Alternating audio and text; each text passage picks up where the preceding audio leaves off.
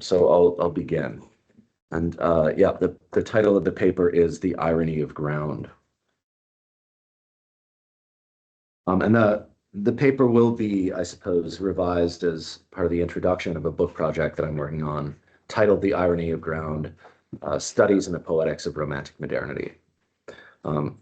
So in his famous remarks on irony, in the introduction to his lectures on fine art, Hegel traces the development of this subjective disposition, irony, in Friedrich Schlegel's writing and persona to what he calls its deeper ground in Fichte's philosophy. In particular, Fichte's theory of the absolute I. And so according to Hegel, here's Hegel. This is not in your handout. Fichte sets up the I as the absolute principle of all knowing, reason, and cognition, and indeed an I that remains thoroughly abstract and formal. Now, thereby, this I is, secondly, in itself purely simple. And on the one hand, every particularity, every determinateness, every content is negated therein, since all things founder in this abstract freedom and unity. On the other hand, every content that should be valid for the I is only posited and recognized by that I. What is only through the I, and what is through me, I can also just as well annihilate again. So of course, I want to acknowledge that this, in Hegel, is a very reductive reading of Fichte, but this is how he positions what he calls the deeper ground of romantic irony, of Schlegel's irony, in Fichte's philosophy. So stemming from this standpoint, Hegel argues, irony is a disposition for which, quote, nothing is treated in and for itself as valuable, but only as produced by the subjectivity of the I, which can thus remain lord and master of everything. So the autonomy of this subjectivity, according to Hegel, is such that, quote, in no sphere of morals, law, things human and divine, profane and sacred, is there anything that would not first have been laid down by the I, and that therefore could equally well be destroyed by it, unquote. So in Hegel's account then, he says, the virtuosity of an ironical artistic life apprehends itself as a divine creative genius. And thus for Hegel, it purports to hold itself outside and above universal principles and particular obligations. He says, disengaged and free from everything. So this is Hegel's famous account of irony.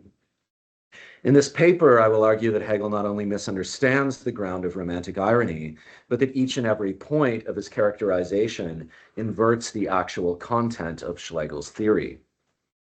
Through a reading of three key passages from Über die Unverständlichkeit on incomprehensibility and Lucinda, and those are the passages that you have in your handout, I will show that what Schlegel calls irony is not based on the abstract formalism of the I as the absolute principle of all knowing, reason, and cognition, but rather upon the concrete content of that which is not I, a singular point of not knowing and unreason that cannot be cognized and which binds the subject to social and political determinations. The ground of irony is not a contentless freedom in which all particularity founders and nothing is valued in itself. Rather, it stems from an irreducible unfreedom that delimits what we can know and establishes what we must take seriously. Finally, irony does not entail a state of disengagement from the actual, wherein the sovereign I holds itself above obligation. Rather, it can only be known through action, through the deed, as a power of unconscious determination. Now, having established this revised understanding of romantic irony, I'll then offer a corresponding theory of the romantic fragment as the techne of romantic irony, the productive method which stems from irony, through which it acts, and through which its parameters, that is, of irony, may be explored and determined without covering over the non-identity it implies.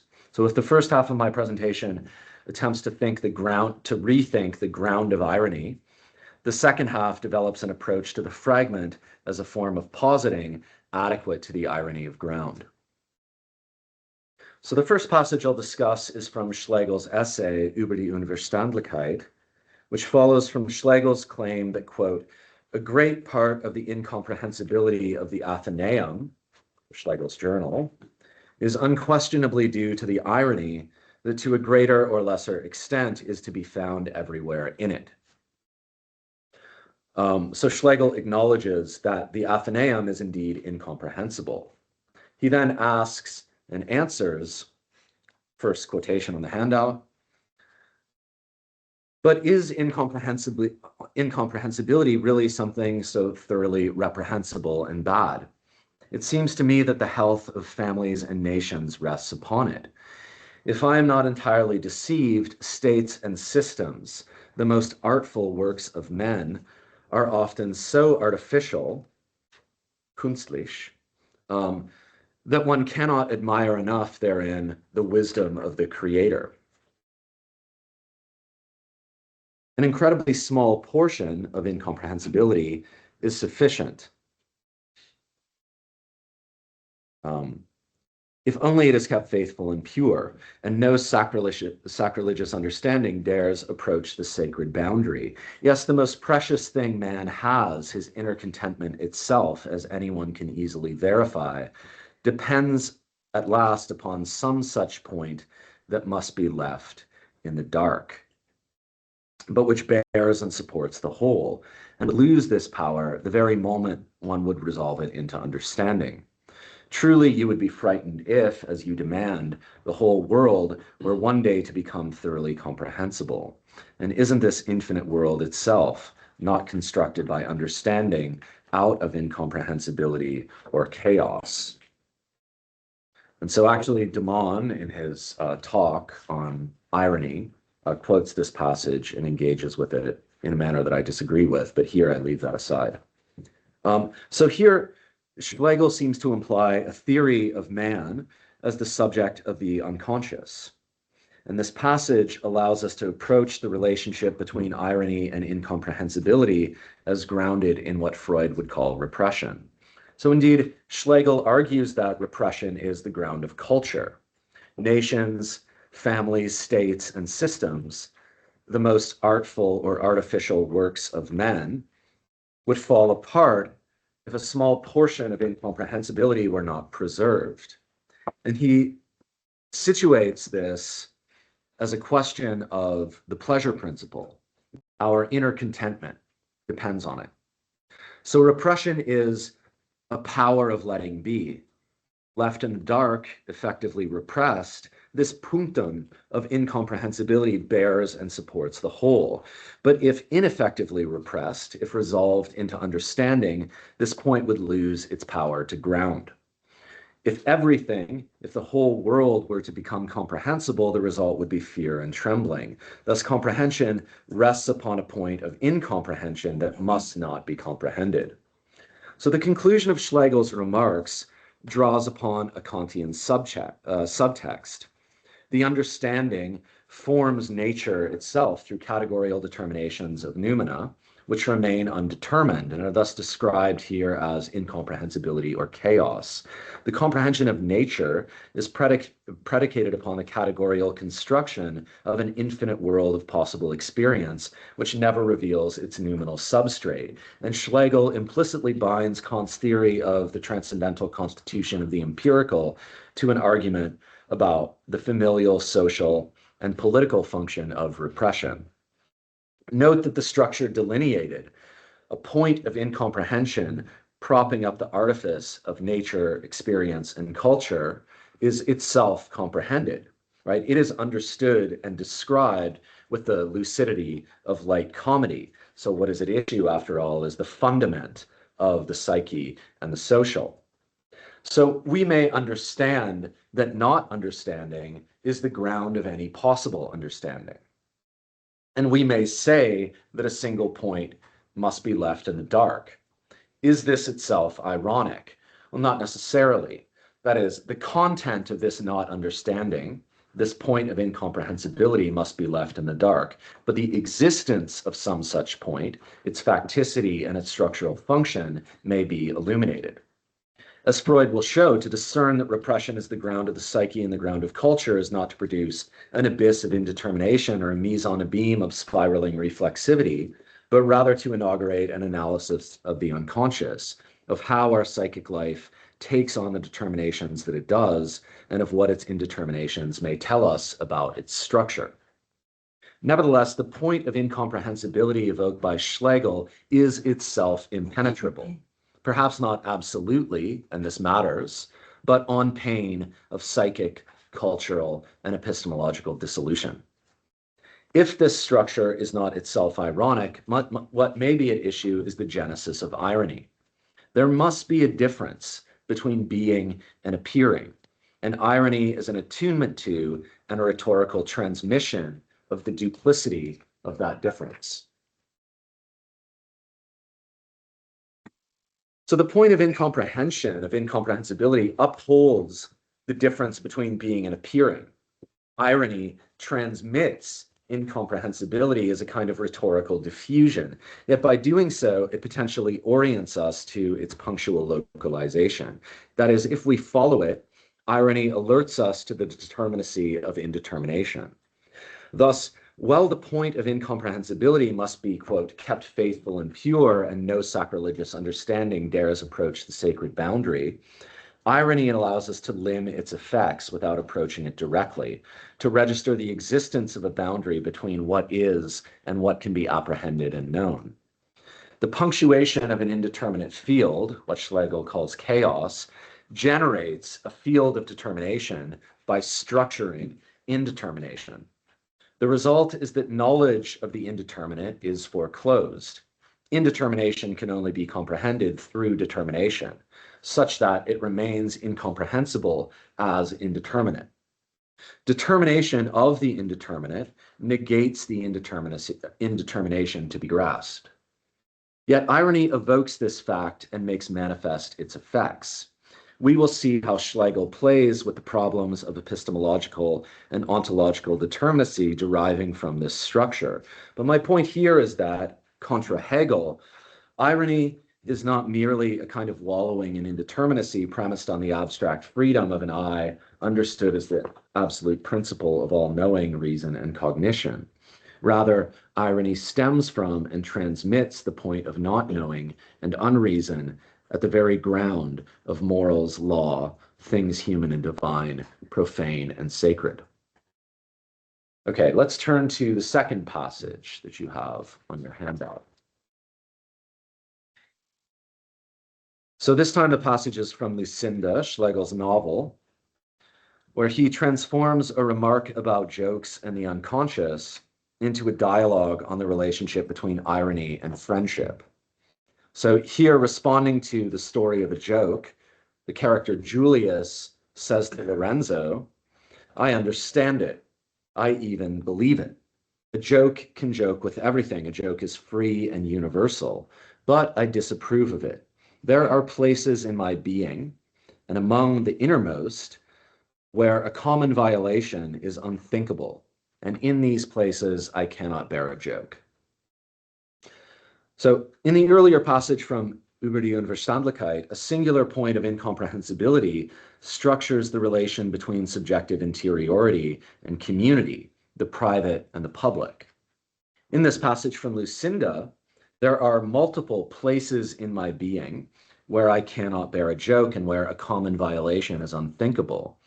So these innermost places are a particular limit upon the universal purview of jokes. They constellate what is peculiar to my psyche and my subjectivity. On the other hand, the incredibly small portion of incomprehensibility required to bear up and support the whole social order is a singular point, which is itself the ground of the universal. Thus, it is the relation between these private places and this common point which may be taken to situate individuals within the species and the community, to constitute subjects of the unconscious that are also social subjects. It's the relation between two different levels of shame, I think, that is at issue here. So first, a level bearing upon the species and the community, the ineradicable shame of being human animals, finite, imperfect, ill at ease between the abstract reflexivity of consciousness and the materiality of embodiment. And second, the level of the individual, or individuation, are particular structures of self-loathing and their psychological impasses. So what we have in common with each other is a ground of repression constitutive of sociality, yet each of us must repress in our own way. The singular point which supports the universal is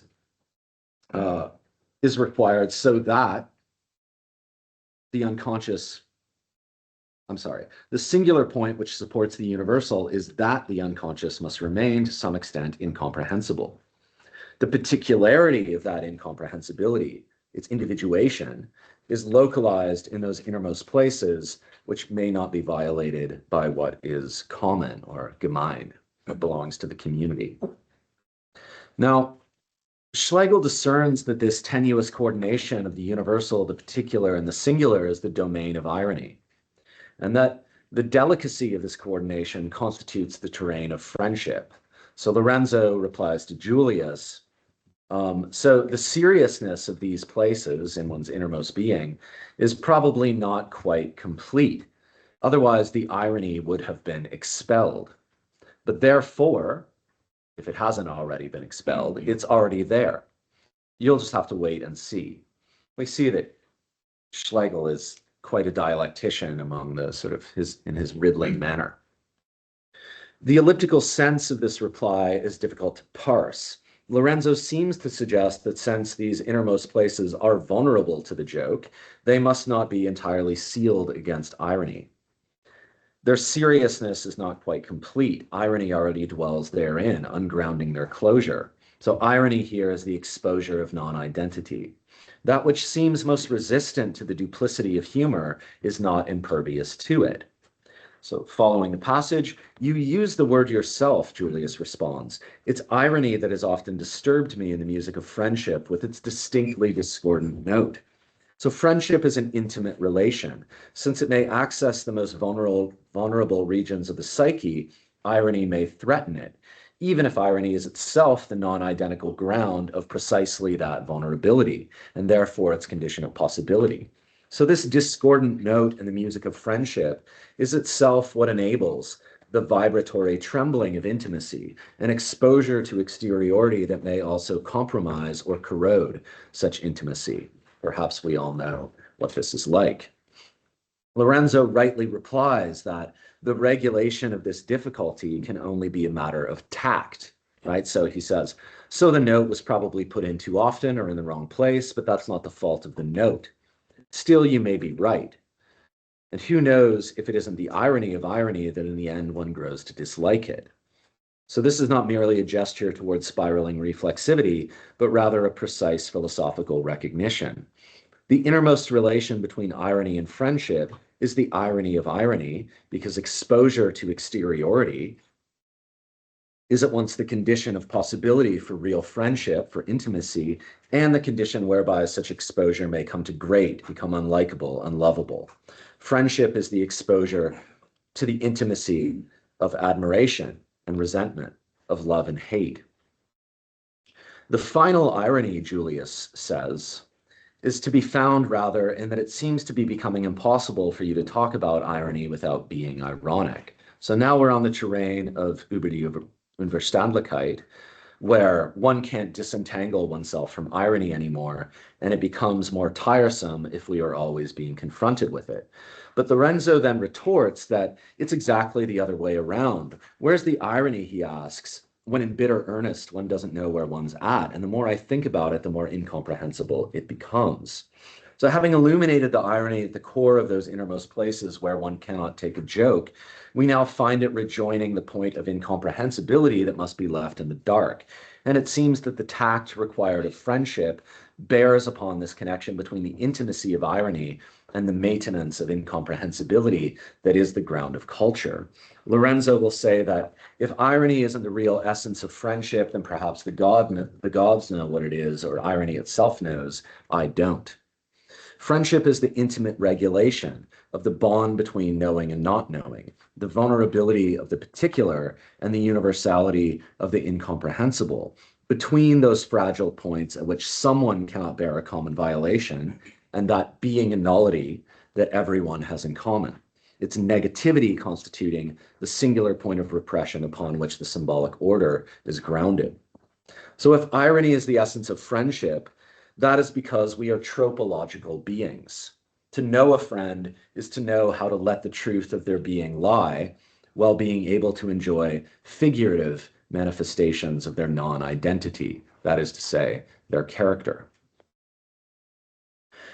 Whereas Hegel derides irony as a form of reflexive self-consciousness in which all determinate obligation is annihilated, Schlegel's treatment of the concept in this passage from Lucinda concludes by describing it quite differently, as a motive force of unconscious determination. Julius, and it, he's talking about irony, also knows when its essence is one with its striving. Lorenzo, when the friends know what that is. No, they often don't know, and yet it does. How do you know this, my dear? Said Julius. When I myself didn't yet notice nor suspect what it was, this divine essence and striving within me already knew its direction and goal, showed that it knew them through the act. Only with right did it join in intimacy, spurning all wrong after a brief experiment. It affirmed and expanded itself, became clear and wise in its power, just as everything that is human becomes wise through the act. For surely you don't want to restrict knowledge to that which can be said. And we see here that this is a kind of restating of certain things in Fichte. Irony is already there in the innermost places of our being. As a divine essence and striving, it is streben, that already knows its direction and goal, whether we notice it or not. And it makes manifest this knowledge through deeds, through the act. So this striving of irony seems to Julius providential. It hews to what is right and spurns what is wrong, expands and knows itself through action. Irony is an unconscious teleology, striving toward its own ends unbeknownst to conscious subjects, affirming its own essence beyond what can be put into words.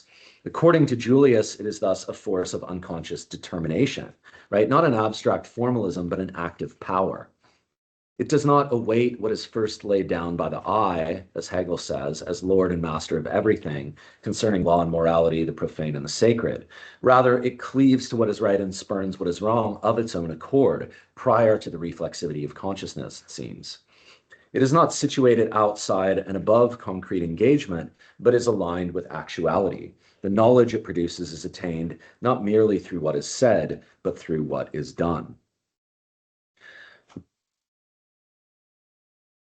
Okay, so we can now turn to our third passage in Schlegel on the other side of the handout. From the section of Lucinda titled A Reflection. And when Paul de Man cites this section of Schlegel's novel in his lecture on the concept of irony, he notes that it involves a double code in which apparently philosophical ruminations may also be read as what he calls a reflection on the very physical questions involved in sexual intercourse. So bear that in mind in the passage, I'll quote, which follows from the text's alignment of man with the determinate and woman with the indeterminate. So, and the German here it is Bestimmung. So the determinate and the indeterminate, and the whole wealth of their determinate and indeterminate relations, that is the one and all, the strangest and yet the simplest and yet the highest. The universe itself is only a play, Spielwerk, of the determinate and indeterminate. And the actual determination of the determinable. The actual determination of the determinable is an allegorical miniature of the life and weave of eternally flowing creation. With eternal unchanging symmetry, both strive along opposing paths to approach and flee from the infinite. With quiet but sure progress, the indeterminate expands its innate desire from the beautiful center of the infinite into the limitless. The fully determined, on the other hand, throws itself by a bold leap from the blissful dream of infinite will into the bounds of finite action, and refining itself, constantly increases in magnanimous self-restraint and beautiful frugality. This symmetry also reveals the incredible humor with which nature consistently carries out its simplest and most universal antithesis. Even in the most delicate and artful organization, these comic barbs of the great whole manifest themselves with roguish significance like a miniature portrait and confer on all individuality, which arises out of and exists only through them, and the earnestness of their play, its ultimate shape and perfection. Through this individuality and that allegory, the colorful ideal of witty sensuality blossoms out of a striving toward the unconditioned. Now all is clear, hence the omnipresence of the nameless, unknown Godhead. Nature itself wills the eternal cycle of ever-new experiments, and it also wills that every individual should be perfect in himself, unique and new, a faithful image of the highest indivisible individuality. Plunging deeper into this individuality, my reflection pursued such an individualistic turn that it soon ended and forgot itself. Okay, so as Demond notes, this passage can be understood as a joke about copulation, about expanding desire, self-restraint, striving, and self-forgetting. But I disagree with Demond's argument that, quote, these two codes are radically incompatible with each other. On the contrary, the joke is that they are compatible with each other and that this is a serious matter. We are dealing with an instance of speculative significance, like Hegel's remark about nature expressing, quote, the connection of the higher and lower by combining the organ of its highest fulfillment, the organ of generation, with the organ of urination. So in Schlegel's passage, the quote, comic barbs of the great whole and the incredible humor with which nature consistently carries out its simplest and most universal antithesis convey an infinite judgment, uniting a higher and lower sense, whereby the compatibility of the genesis and structure of the universe with the comic psychophysiology of sex is expressed through a dialectical identity of meaning. If this is a dialectical joke, its speculative significance should be taken in earnest. What is at issue in the conjoining of sexual experiments with the Spielwerk of the universe is the actual determination of the determinable. Again, however witty Schlegel's mode of expression and however comic the eternally recurring cycle of relations between the determinate and the indeterminate, even at his most riddling, he is concerned with actuality and with the emergence of individuation from the unconditioned. Even if there is no sexual relation, as Lacan puts it, or in Schlegel, if the indeterminate and the determinate strive along opposing paths to approach and flee from the infinite with eternally unchanging symmetry, sex, nevertheless, does take place, and reproduction does occur as an actual determination of the determinable, as an allegorical miniature of the life and the weave of eternally flowing creation. In the passage on friendship, Julius aligns irony with the unconscious actuality of the deed. And at the end of the passage we're now considering, the narrator's exposition of sexual cosmology concludes with self-forgetting. So plunging deeper into this individuality, my reflection pursued such an individualistic turn that it soon ended and forgot itself. Here again, the unconscious drive of the act overcomes conscious reflection. If the health of families and nations rests upon a point of incomprehensibility, here the process of reproduction depends upon self-forgetting, the terminus of reflexive understanding. Irony resists comprehension, yet it produces the actual as what will come to be known through the deed. Perhaps we have arrived at a standpoint from which we can shift from rethinking the ground of irony toward a theory of the irony of ground. The ground of culture is repression, an incomprehensible point that bears and supports the social totality as long as it is left in the dark. This point is individuated by those deepest places in my being where I cannot take a joke, yet where irony already lurks, touched upon as a discordant note in the music of friendship and manifest as an unconscious striving, a teleological tendency that knows itself through action. As sexual activity, that action constitutes an allegorical miniature of ever-flowing creation, taking the form of reflective play and then propagating the actual in a movement of self-forgetting. Schlegel's cosmological allegory might be rendered in Hegel's vocabulary, the whole developing itself, then dissolving in its development, and in this movement being the simple self-sustaining whole. Irony is the labor of the negative, and the irony of irony is that the concept of such negativity, of its movement, is life. So I think that Hegel and Schlegel have this kind of negative vitalism in common.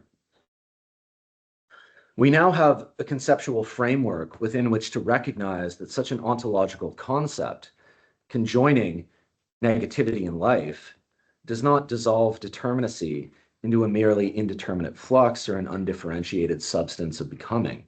On the contrary, within the play of the determinate and the indeterminate, the actual determination of the determinable involves a movement of difference and individuation that negates and overcomes itself while reproducing new determinations through the act. But if Hegel and Schlegel have this negative vitalism in common, while Hegel pursues its course toward the idea as the concept of the concept, Schlegel insists upon an ineradicable point of incomprehensibility that sustains the function of the unconscious. Okay, so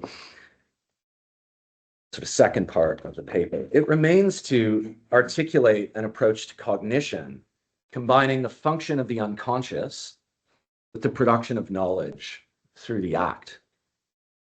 And it remains to coordinate this approach to cognition with the practice of writing, adequate to the irony of ground, to the genesis of thinking at the point of contact between what can and cannot be comprehended. This is the practice of the romantic fragment. We'll have to approach that practice through two detours.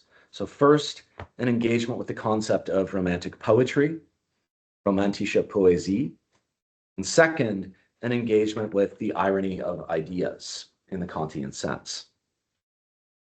So in his essay, Position Exposed, Friedrich Schlegel's poetological transposition of Fichte's absolute proposition, Werner Hamacher theorizes the relation between positing and poiesis at stake in the romantic fragment.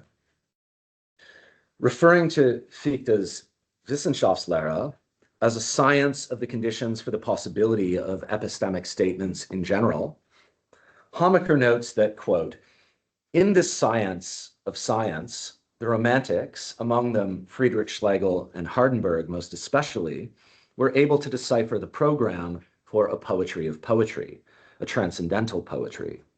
For the first time in a long time, they understood the concept of poiesis in a literal manner, as making, producing, bringing forth. And they recognized in this concept a chord that linked it with the basic concept of Fichte's science of knowledge, the concept of action as the positing of a fundamental proposition. The text in which this program for a poetry of poetry is implicitly derived from Fichte's science of science is Athenaeum Fragment 116, in which romantische Poesie is defined as that which can hover at the midpoint between the portrayed and the portrayer, free of all real and ideal self-interest, on the wings of poetic reflection, and can raise that reflection again and again to a higher power, can multiply it in an endless succession of mirrors, unquote. Now, it's this famous passage that would seem to supply most directly the model of spiraling reflexivity, free from all real and ideal self-interest, taken up by Hegel in his description of romantic irony. And although Fragment 116 does not actually refer to irony, Hamacher's essay might allow us to align romantische Poesie with romantic irony in a different manner than Hegel. Whereas Hegel rejects Schlegel's supposed model of artistic subjectivity for which nothing is really in earnest with regard to its content, expression, or actualization, Hamacher, on the other hand, foregrounds the making or production of what Schlegel calls the romantic kind of poetry, which is purely poetic or poetry itself. So understood as poiesis, and thereby as that kind of poetry, which is poetry itself, romantische Poesie is aligned with Julius's description of irony in Lucinda as this divine essence and striving within me, which already knew its direction and goal, and showed that it knew them through the act.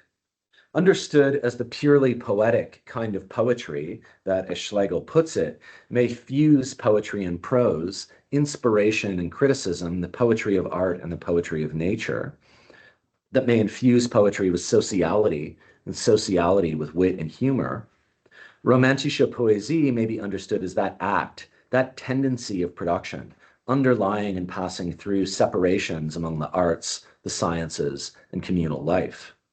Here we note that romantische Poesie does not only hover at the midpoint, but is, quote, capable of the highest and most variegated refinement, precisely insofar as, quote, it organizes for everything that seeks a wholeness in its effects, the parts along similar lines. That is, it draws together elements in a tendency of production. It hovers insofar as it gathers, not only from within outwards, but also from without inwards. We could say it is at once receptive and productive, insofar as it is a process of synthetic production, a process that, as Schlegel puts it famously, is still in a state of becoming, and whose real essence is that it should forever be becoming and never be perfected. It's not that romantische Poesie or romantic irony are reflexively removed from action, but rather that they involve a process of determination where the act is never identical to the fact that it produces. Now, I cannot reproduce Hamacker's exposition of Schlegel's relation to Fichte here, but I do want to emphasize his Heideggerian understanding of the temporality of positing and poiesis, wherein, quote, I'm quoting Hamaker, time suspends the position of the I, the self-foundation. And as I say in a footnote in the paper, there's a very important footnote in Hamaker where he positions his argument in relation to Heidegger's 1961 essay, Kant's Thesis on Being. So I think there's a very strong Heideggerian subcurrent running throughout Hamaker's paper, which allows him to read Fichte in a certain way and thereby read Schlegel in a certain way. Hamaker's compelling reading of the relationship between Schlegel's theory of romantische Poesie and Fichte's remarks on imagination in the Wissenschaftslehre is, in my view, enabled by Heidegger's return to the role of imagination in Kant's first critique, unveiling the suppressed position of imagination as the common root of intuition and understanding. According to Hamaker, quote, as poiesis, romantic transcendental poetry is the relational schema between the ideal and the real and the process of their generation. Then inverting the Fichtean perspective, Hamaker argues, Schlegel turns poetry into an organon of projects of possible existence. Subject and object become projects in the overall poetic project in which they combine with each other according to their respective tendencies. And indeed, they become projects not only of their selfhood, not only projects in which they become themselves, but projects of their very being. That's Hamaker. So behind Hamaker's understanding of Schlegel's relation to Fichte, I think, lies a synthetic interpretation of the relevance of being in time, Heidegger's Kant book, and Heidegger's essay on Kant's thesis on being, to the intervention of Vienna Romanticism in the development of German idealism.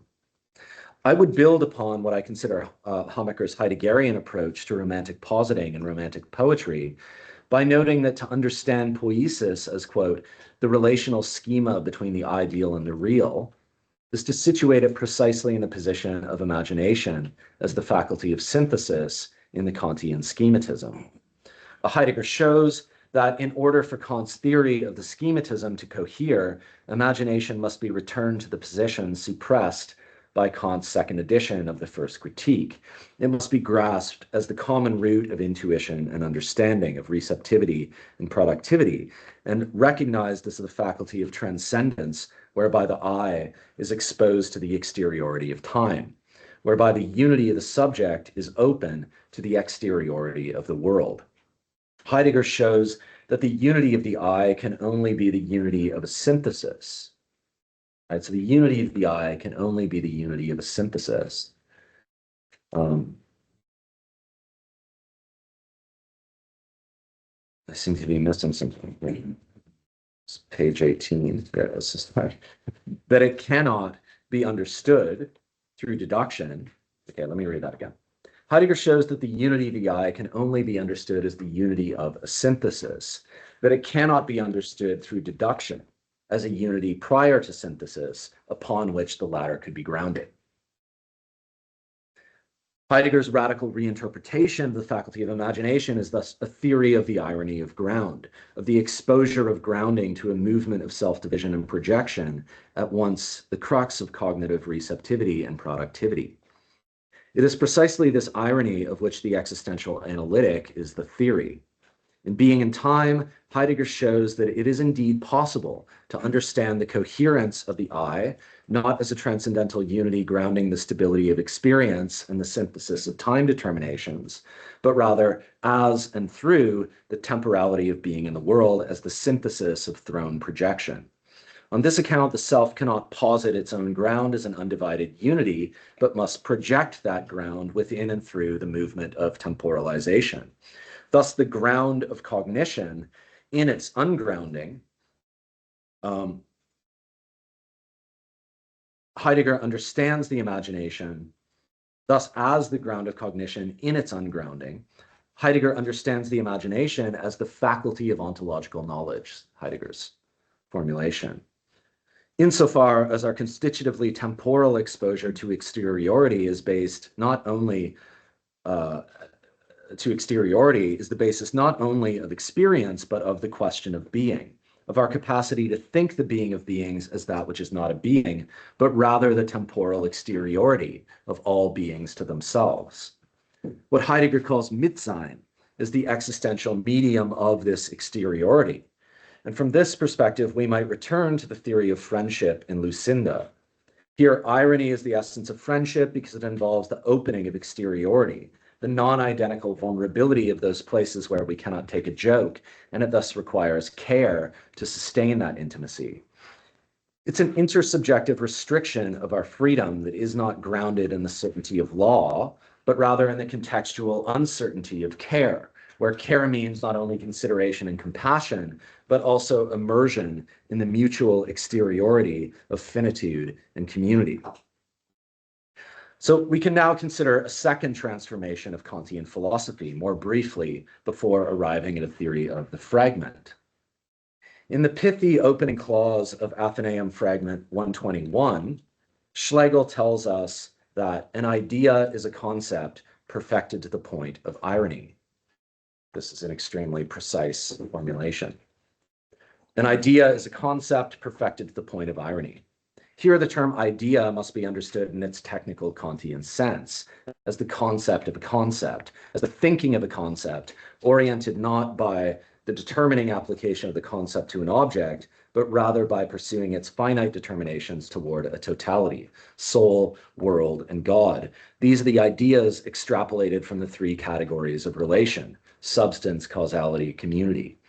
An idea is a concept perfected to the point of irony in the following sense. Concepts are the ground of possible experience, but when we push their application beyond possible experience, they give way onto ideas of reason that we have to think, and yet we cannot know, but rather in which we can only believe. At the point where knowledge touches upon truth, the ground of knowledge is ungrounded.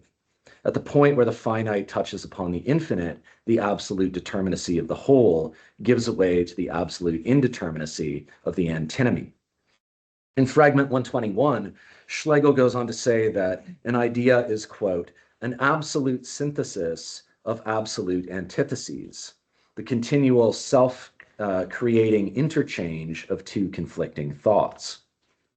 Extrapolated from the concept as the ground of knowledge, that which determines what we can know, the idea is the totality that would, in turn, offer the ground of that ground itself. God is the community of all things in which all beings participate. The world is the totality of determinate relations among causes and effects. The soul as the substantial unity of the subject. An idea is that which the I must think, but the necessity of determining the object of thought ungrounds the necessity of its content. In order for there to be a moral universe, Kant holds, we must believe in the harmony of soul, world, and God. Yet the irony of the idea is irrevocable. What must be thought through the faculty of reason can only be affirmed as an article of faith. Approached through the determinations of understanding, through the faculty of knowledge and comprehension, it is incomprehensible.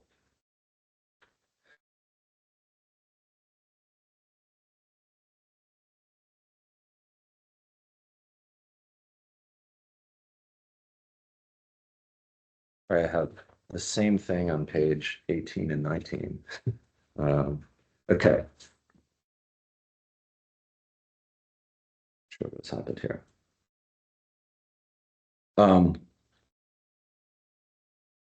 It is incomprehensible. Okay, so okay, yeah, now I figured it out. Okay, so now, if the I is not, so summarizing these two sort of passages through readings of Kant, these two detours, if the I is not a transcendental unity of apperception, but rather an existential synthesis of non-identity, of temporal exteriority, and if an idea is a concept perfected to the point of irony, how might we understand the romantic fragment as a specimen of thinking, suspended between the non-identity of the I and the irony of the idea?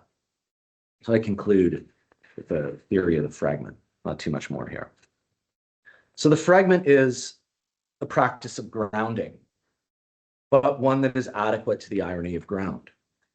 Descartes grounded the being and knowing of the subject in the punctual identity of the I think. Kant transforms the rationalist certainty of the cogito into a transcendental deduction of the unity of apperception. Fichte established his absolute proposition by converting the recognition of logical identity, A equals A, into the necessary affirmation of a purely formal unity of the subject, I equals I. Schlegel, and this is largely Hommacher's argument, recognizes and affirms the excess of act over fact in Fichte's Tathandlung.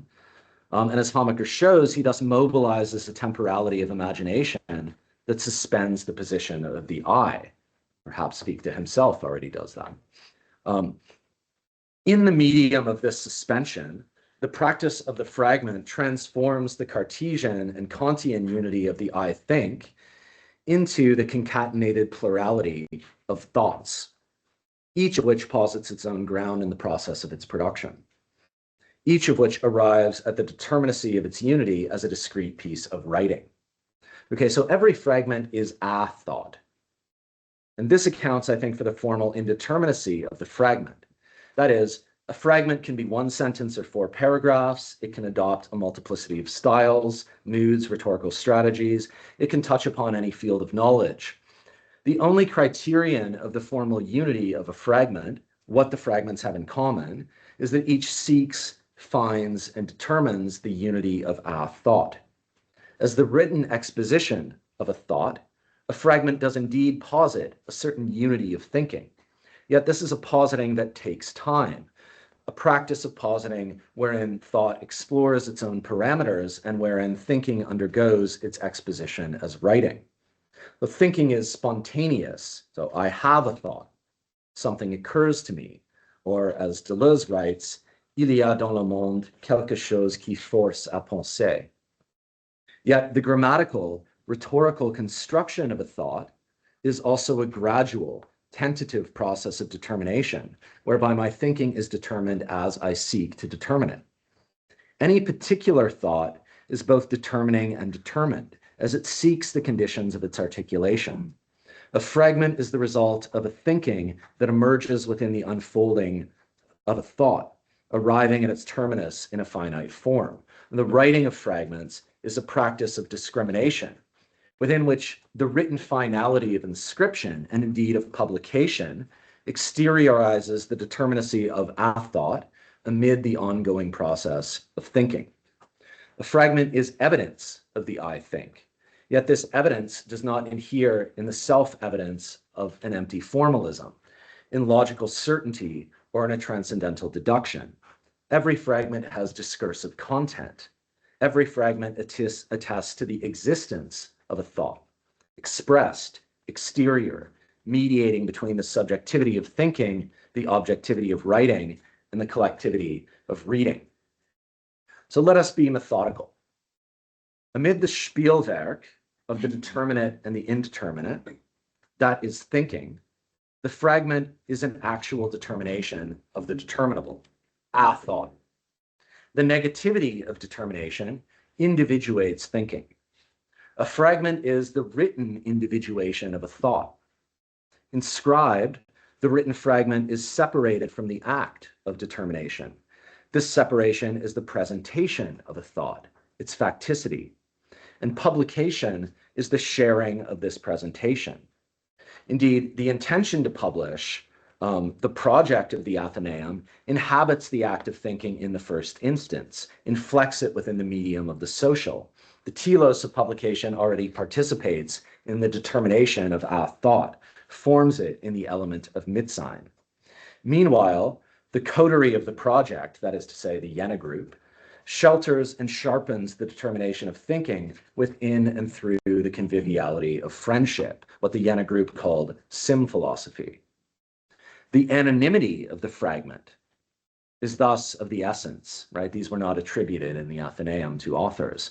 The anonymity of the fragment is of the essence. Each fragment is a thought, not my thought, or his thought, or her thought. The Athenaeum, Schlegel will come to acknowledge, is incomprehensible. Its contents do not amount to a unity that can be comprehended, that may be grasped, that may be subsumed within a whole. Each fragment constitutes a ground as a synthesis of the groundless. Yet insofar as the plurality of fragments is irreducible to unity, the facticity of every fragment is also an act of ungrounding. Each is an act of positing that neither assumes nor transmits the unity of thinking amid the production of thought, a concatenated multiplicity of thoughts. Each fragment suspends the anonymous determinacy of thought between the non-identity of the I and the antinomy of the idea. If each fragment thus stems from a point of incomprehensibility, then the practice of writing fragments at once sustains and reverses the dialectic of determinacy and indeterminacy crystallized in that point. So considered together, the fragments are an exposition of inconsistency. Their totality is incomprehensible, Schlegel admits. Yet considered one by one, each fragment constitutes a ground wherein, for a moment, the temporal division of the I and the antinomies of reason are suspended by the determinacy of thought. Every new fragment displaces the ground posited by a prior iteration, and each rises from that displacement to posit a new ground, which gives way to ungrounding by the repetition of this gesture. This movement through which the fragment grounds what it ungrounds and ungrounds what it grounds is what I call the irony of ground. We can therefore say that the fragment is a practice of thinking at the crux of literature and philosophy that preserves the irony of ground. The production of fragments displaces the cogito and the transcendental unity of apperception into a temporally articulated synthesis of thinking being. What I've tried to show is that a philosophical approach to irony cannot dismiss it as a subjective caprice, divorced from the act and from the actual. On the contrary, the production of fragments mobilizes the excess of act over fact that Heidegger will come to theorize through the relation between the existential analytic and the ontological difference. The production of fragments is a practice of writing oriented by the exteriority of the subject to itself, which orients the subject toward the temporality of being, the constitutive exposure of all beings to the exteriority of non-identity. By determining that exteriority through the proliferation of acts of positing in writing, the poiesis of the fragment installs grammatology at the crux of the development of German idealism, and it installs the agency of irony in the ground of first philosophy. Thanks.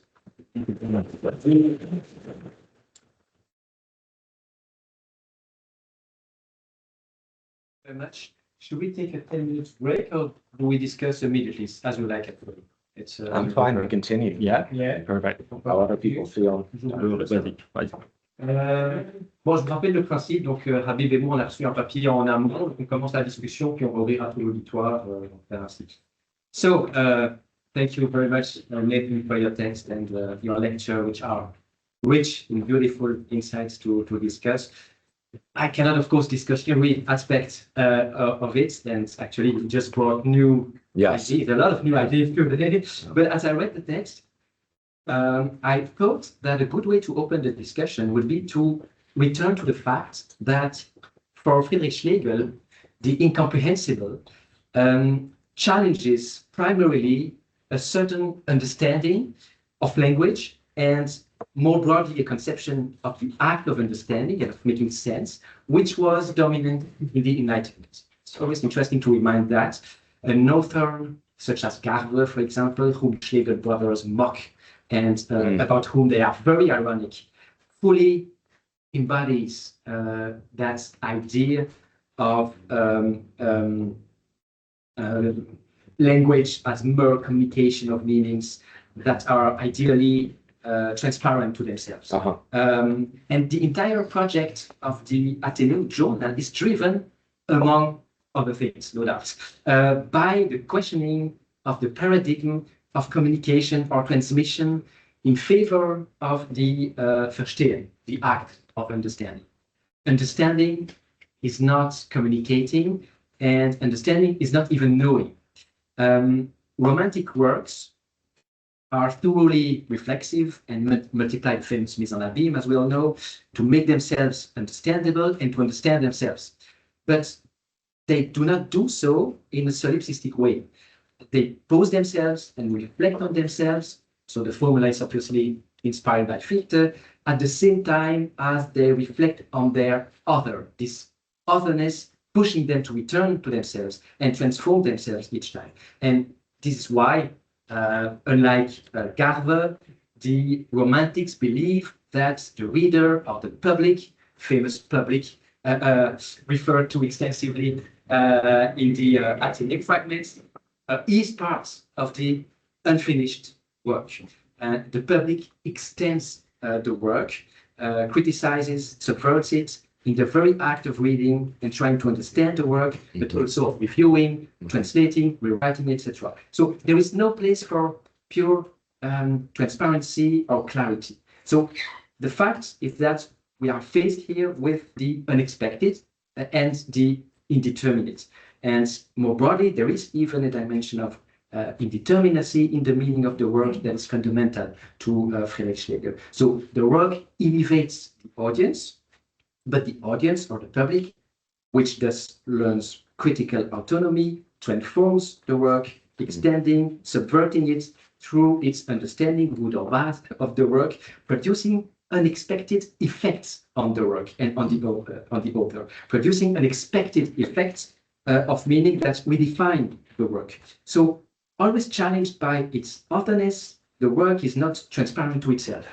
And it constantly reproduces and promotes an incomprehensible ground, indeed, namely everything that escapes its grip, and for me, the unpredictability of the encounter immanent in the work with its other, a process that constitutes also the very historicity of the work. But this is precisely what must be understood, and you show that too, right? The act of making sense of something consists in integrating as part of this meaning an incomprehensible ground, a kind of nonsense, which all meaning carries with it.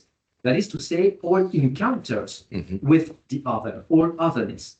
But all this, for Schlegel, happens without a compass, because we can no longer obey arbitrary or dogmatic canons of reading and understanding, which would pre-exist self-reflexivity, the mise en abîme that is the work itself on the dual historical and transcendental levels as an infinite intersubjective sharing. So the activity of making sense is a practical operation, absolutely immanent to the performative act of writing and its revival in the performative act of reading, both of which generate effects, unexpected effects, effects that are always indeterminate.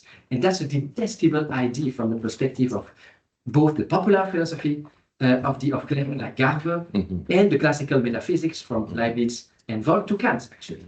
So, and the paradigm of translation, central to the Romantics, also expresses what is at stake. So in the passage from one language to another, there is always a residue of nonsense that is precisely what is being translated in a sense. Translating does not mean unilaterally losing the source language, because there is as much loss as there is enrichment, and The fact is that I need the other's language to understand my own. It is through translating that I become aware of my own language and enrich it, while also enriching the source language, which was unaware of itself until it had to go l'épreuve de l'étranger, to use Antoine Berman's famous expression. But in the process of translation, a form of a structural difference between languages always emerges. And what we convey in the target language is also an incomprehensible core, a remnant, a chaotic residue, the impossible adequacy between a meaning produced in language A and its translation into language B.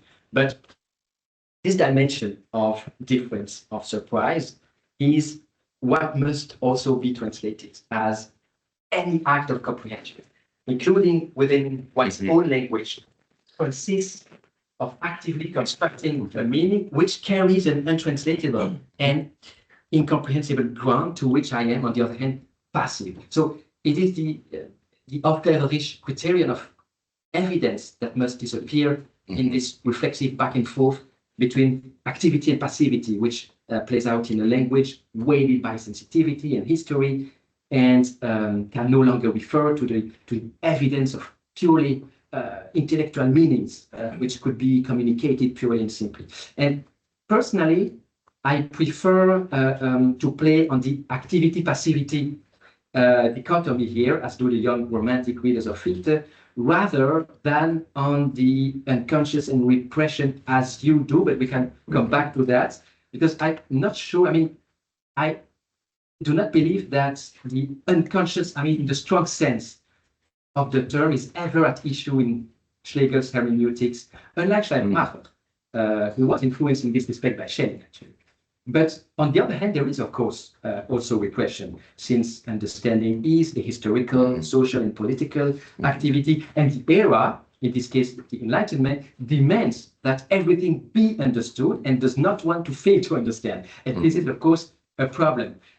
But for me, this is Schlegel's eye. This is first and foremost about the enigma of the encounter, about the unpredictable effects of the encounter with the other, in this case with the audience, with the public, etc., to which I am passive.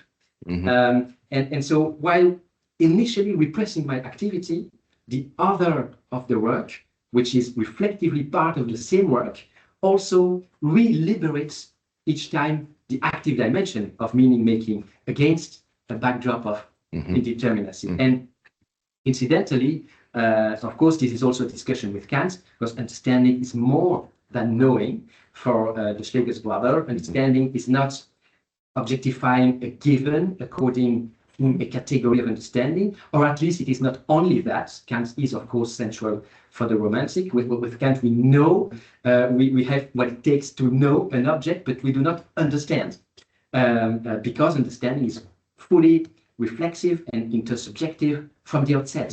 And it makes unpredictability the very core of meaning. And this also explains why the great task of understanding is also to understand others better than they understand themselves, and to allow others to understand me better than I understand myself, to borrow a trope that circulates abundantly among the Schlegel brothers, Schleiermacher, the idealist, etc. But understanding better is only half the battle, since, as Schlegel points out explicitly in the Athenaeum, we must then retreat below the level we have reached, below the level of understanding we have reached, in order to finally understand the other as themselves by sharing the same incomprehensible. So meaning arises, emerges, and therefore succeeds precisely where it is able to become aware of and to accept its failure to make itself understood.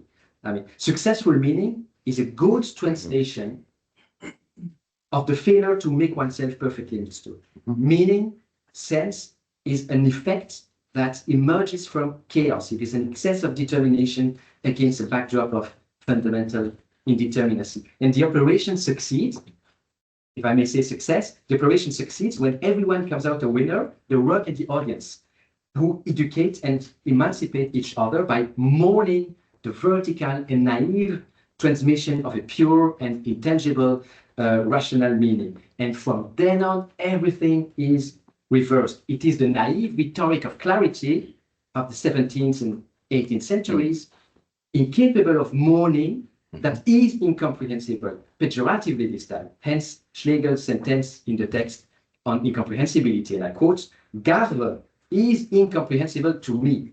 Ironic sentence, of course. But when it comes to the text on incomprehensibility, über die Unverständlichkeit, that's where it gets interesting, because this is the last issue of the journal Athenaeum, which was in fact of Hegel. And so it turns out that the public of the Enlightenment, the enlightened public, did not understand and did not know, could not, did not want to understand that understanding is not communication. And so in a way, the failure of Athenaeum is a performative confirmation of the Romantic theory of understanding, but a tragic confirmation. And of course, Schlegel had no illusions about the possibility of establishing a new audience. He wrote many ironic fragments on this subject, and the public is never up to the task. He said à la hauteur en français dans le texte. And at the same time, this failure is also the failure of the Athenaeum program. The irony of reality here, the irony of fate, which also evokes the cosmological irony of Lusande, is combined with transcendental irony. And the latter always structures the act of understanding by emphasizing its intrinsic finitude, while melancholically projecting the possibility of a fully successful understanding on the horizon, which is impossible. And so Schlegel must accept that, in fact, he could not have himself foreseen anything here. The effects of the Athenaeum on the public were indeed unpredictable, and it is these effects, however disappointing and sad they may be, that actively trigger the reflexivity and self-positioning of the Romantic work, which must now end in this failure to make itself understood. So Schlegel's text on the incomprehensible for me is a lucid and self-critical but bitter, even angry and violent assessment, which nevertheless still aims to meet Fichte's requirement of reflexivity, and this is why it deals obscurely with obscurity, or chaotically with chaos, in the act of understanding, hence its great difficulty. So I could still discuss several aspects of your very rich article, which opens actually many doors, and particularly the question of friendship or the theory of fragments, or also on the use of Heidegger, which no longer seems entirely self-evident to me when it comes to Romanticism, but I have already been too long and would not like to leave you to go on to whatever you want. But perhaps, and we could take the following question as a good entry point into this discussion. So, considering everything I've just said, we may have the impression that the singular point of incomprehensibility, on which you insist, evoked in your text, in your paper, a kind of ontological substratum frozen in its repression. And don't you think it is rather the residue of a purely practical operation, intersubjective, social, and historical from the outset, always embodied in a particular language and sensibility, an operation that is that of the problematic Verstehen itself.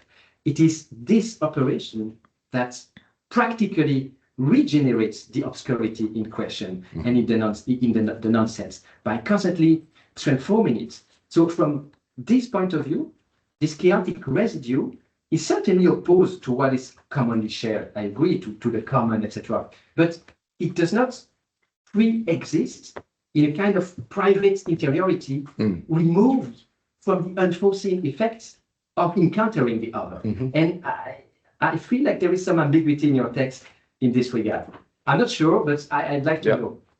Anyway, thank you very much, and you just answer to whatever you like. No, this is a wonderful intervention. It's very helpful to situate it a little bit more intellectually in intellectual history, but also take up these different levels of the argument. So to begin with the question that you just posed. What I was trying to do in putting together these three different passages is take a look at and consider the different sort of levels at which Schlegel seems to be talking about something similar. The first passage bears upon a sort of social level of argumentation. The second passage on friendship bears upon the sort of intimacy of subjectivity and intersubjectivity. The third passage bears upon a kind of cosmological level, but also, of course, the sort of intimacy of sexuality. And it's important to me to think the three of them in relation to one another. So I think it is a very interesting question that you asked, the question of priority. So I agree with, I wouldn't want to just like focus on the first passage from Über die Unverständlichkeit, which is basically about the community or the ground of culture, as I'm saying, and saying there's just this point which then pre-exists intersubjective relations. It also, of course, emerges from intersubjective relations. So I try to talk about those two levels of shame in dealing with the passage on friendship. So I think that in the passage on friendship, we see the sort of individuation or the individual level of this like point of incomprehensibility as the ground of culture. That is to say, there are points in everyone's subjective being that are sort of untouchable, or they can't be exposed to the universality of a joke. Then we see this kind of cosmological, actual determination of the determinable through the sort of antinomy of the determinate and the indeterminate. So I think all three of these levels have to be thought together. Mm-hmm. The second thing I would say is, so taking up your point about enlightenment, which I think is very important. To me, it's very important. I agree with everything you said. And to me, it's the question is how we situate that. And so, it's very important to me not to think of the Jena Romantics as anti-enlightenment thinkers, which is the way that they're normally positioned, or indeed romanticism in general as an anti-enlightenment sort of movement. Rather, I would say that there are sort of two vectors of enlightenment. One of them is oriented in the manner that you talked about with the Aufklärung, specifically, that is to say, prior to Schlegel, oriented toward a kind of transparency of meaning and communication. And of course, we still see that in a figure like Habermas. On the other hand, we have a vector of enlightenment which offers actually something like a theory of the unconscious, and we can come back to this question you raised about that, but that is to say, which thinks it is necessary to include unreason, right, in a rational theory, to include the unconscious along with the theory of consciousness. And so this is why, of course, I view, like many people, I think, Freud as an enlightenment thinker. I think he views himself that way. That is, he seeks a clarification, right, of the structure of the unconscious. He seeks to know it.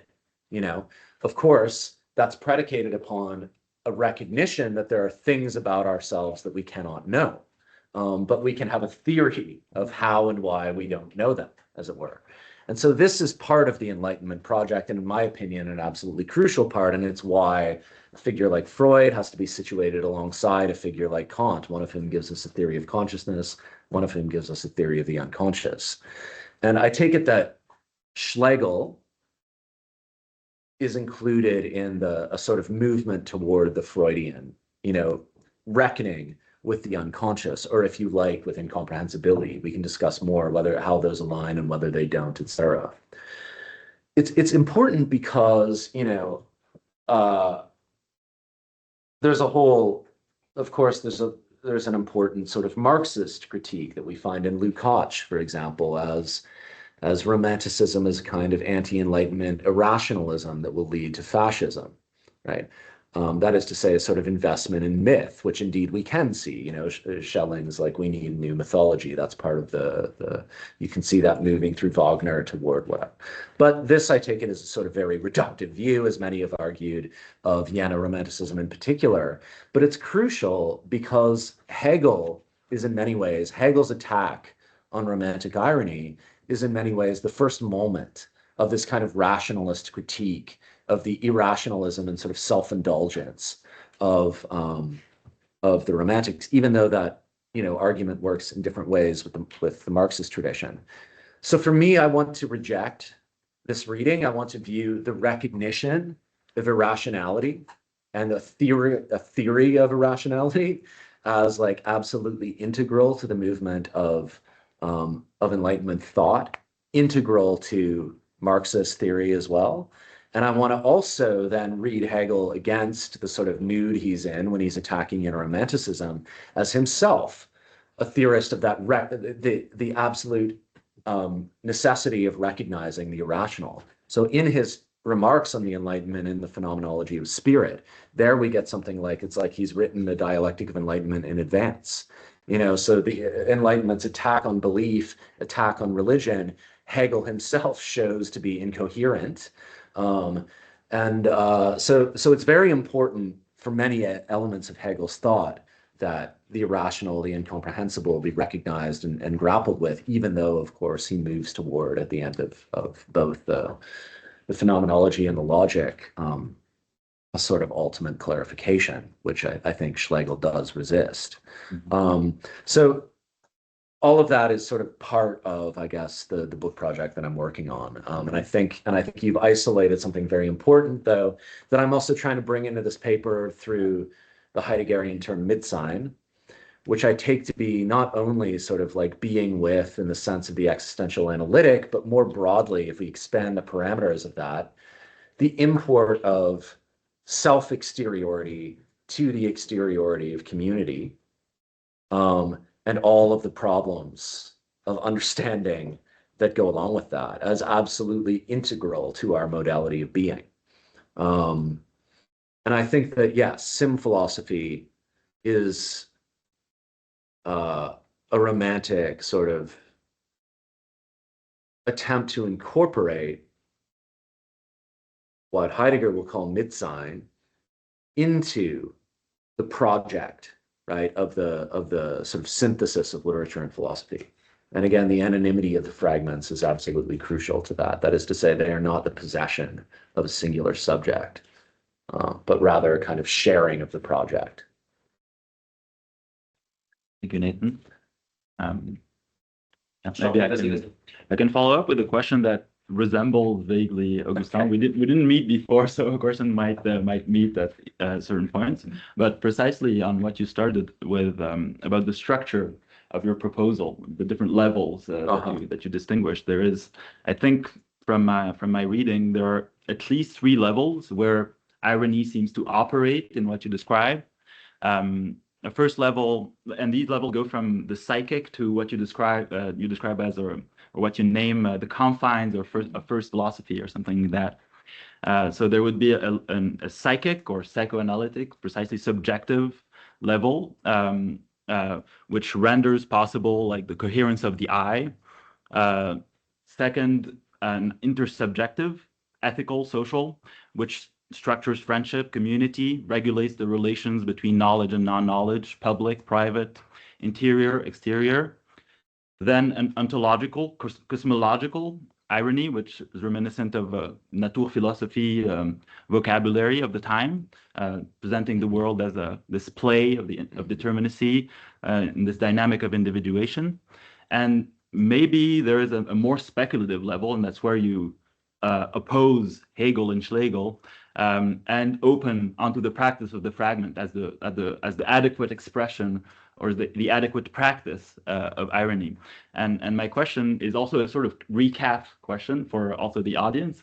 How do you understand the relationship between all these levels? You mentioned at a point, I don't know if you mentioned that in this version of the paper, but you say that, for instance, the cosmological level of irony is allegorical, as an allegorical relationship to the psychic. Schlegel says it, yeah. Yes, yeah. Precisely. So is there something like a systematicity here, a sketch of a systematicity, which would be itself ironic, given the content of the paper, or like the content of the proposal? Yeah. How do these coexist? How do these registers coexist? It's a very difficult question. Sorry. That perhaps, no, it's helpful. That bears upon maybe the relationship between, I mean, obviously not just epistemology and ontology, but let's say faculty psychology and ontology. So, you know, we see that Kant's faculty psychology, I mean, is the directly structures the way that he considers ontological questions, the way he thinks the antinomies, the way he thinks the ideas, etc. So what kind of faculty psychology one has, or whether one has a faculty psychology, is directly related to how one thinks ontologically and what one thinks are the possibilities of ontological reflection. So let's leave aside Schlegel for a minute and then come back to it. I think Heidegger is important here, and I have a very particular and perhaps peculiar reading of Heidegger, which I'm sure we've spoken about before. Yes. Which is not evident really in this piece, but people might have questions about it. Heidegger doesn't really, at least directly, articulate a faculty psychology in Being and Time, but of course in his work on Kant, then he sort of shows, his approach to recovering the imagination as the root of productive and receptive faculties, and therefore the opening of the self onto nature, indeed, in Kant. That is to say, the transcendence of the self, its opening to exteriority, is crucial to the way that he's thinking in Being and Time. Now, what I think is important about Being and Time is the relationship between the Dasein analytic, the existential analytic, and the ontological scope of the volume. And what I mean by I have a peculiar reading of the book is that I view the book as, in fact, complete. That is to say, I don't agree with Heidegger's assessment of his own project. I don't think that Heidegger fails to genuinely think ontologically beyond the sort of confines, as it were, of the existential analytic. I think that what happens in the book is that Heidegger begins with, an articulation which is proper to his method of the conditions of possibility for ontological thinking, that is, for posing the question of being, and those are grounded in Dasein, in our mode of existence. Of course, the volume continues this, it would seem, throughout, through the analysis of moods, etc., through the analysis of historicity. But, in my opinion, the volume, as it were, turns over in the second division, and Heidegger does attain the level of very fundamental ontological statements that are not only statements about what is the case for us, but are statements about what is the case in itself. So, for example, temporality is the absolute outside of itself, in and for itself. It's chapter 3 of the second division.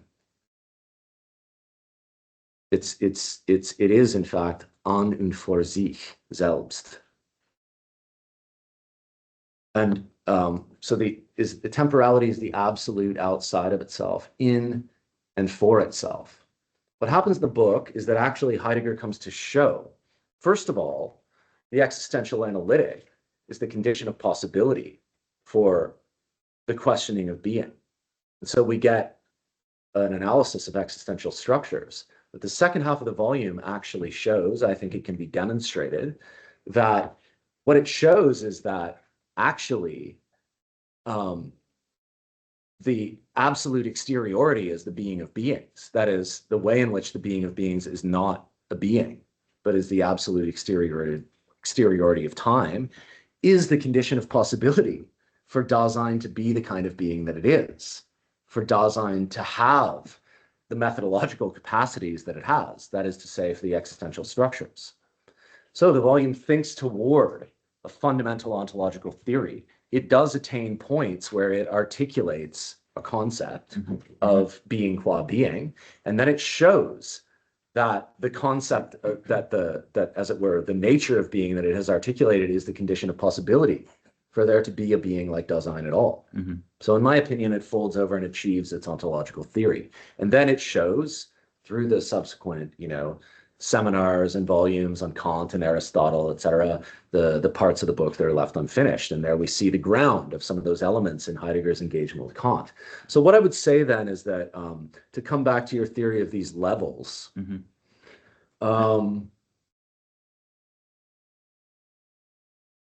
the order of priority in Schlegel is not clear, partly because Schlegel is, of course, not a systematic philosopher.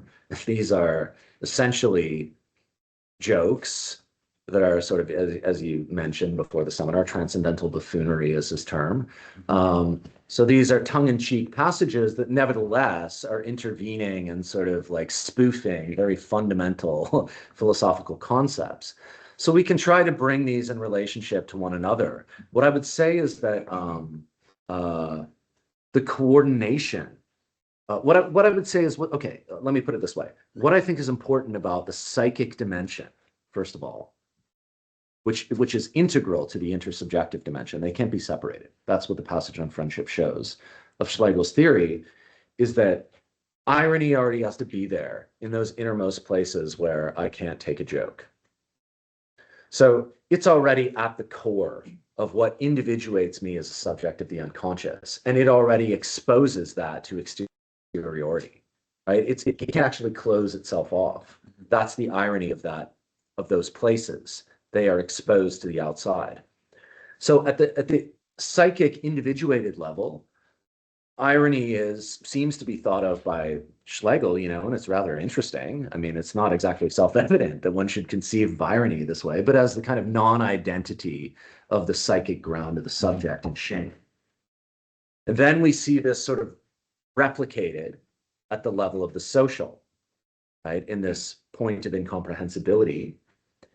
And then we see that we can then think this sort of, let's call it a theory of the subject or a theory of sociality. Let's say a theory of Dasein, if we want to put it in these terms, which it obviously doesn't map on, so take it easy on me, but a theory of Dasein, a theory of Mitsein, which then is supposed to be sort of, let's say, consistent with a mode of thinking about cosmology, not necessarily fundamental ontology, that also has to do with this like play of determinacy and indeterminacy, but which results in an actual determination of the determinable. And so I think those three levels are bound up in that way. And I would just say that it's not a faculty psychology, but it's a different way of coordinating the subjective, the social, and the sort of cosmological. And if I map that onto Heideggerian terms, it's only because I think that Heidegger is the fundamental thinker of constitutive exteriority. And I think that this is what's at issue, in Schlegel's like sort of strange tangential thoughts about irony. Thank you so much. There's that. Peut tourner, si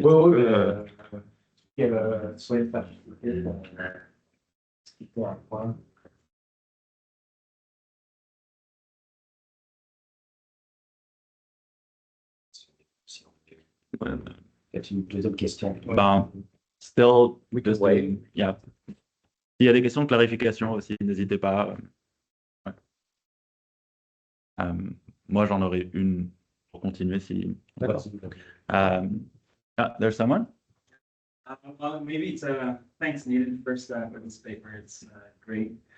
My question would probably point towards the end of the paper where you talk about the form of the fragment as kind of like the adequate mode of presentation of this irony of ground, right? And it makes me think of, I'm really not a specialist of the romantics as you are, so maybe it's more like you can enlighten me here, but I feel that there's at some point in the Athenaeum, I think it's a Schlegel, Friedrich Schlegel fragment in which he talks about, the task of art criticism as the task through which a